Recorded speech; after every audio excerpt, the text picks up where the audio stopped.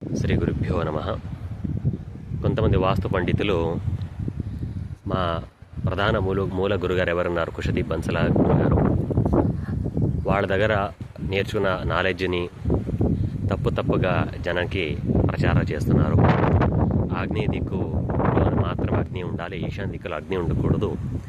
కాబట్టి ఈశాన్య దిక్కులో దేవుడి గది ఉంటే మంచిది కాదు, ఈశాన్య దిక్కులో దేవుడి గది ఉంటే దీపం వెలిగిస్తాము, కాబట్టి అది అగ్ని ఉండకూడదు అని ఈ పిచ్చి అశాస్త్రీయమైన ఒక విషయాన్ని చెప్తున్నారు.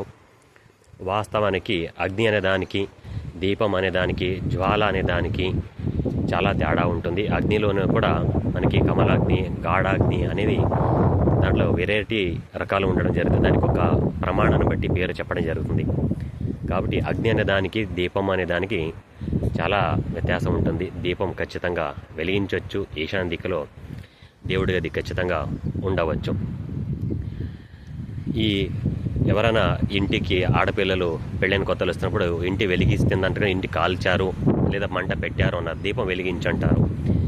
కాబట్టి అది కొంతవరకు సంస్కృత జ్ఞానం కూడా లేకుండా యూట్యూబ్ నాలెడ్జ్తో కానీ ఆఫ్ నాలెడ్జ్తో కానీ అవసరం లేని పిచ్చి వాస్తువులు చెప్పేసి జనాన్ని మభ్యపెడుతున్నారు.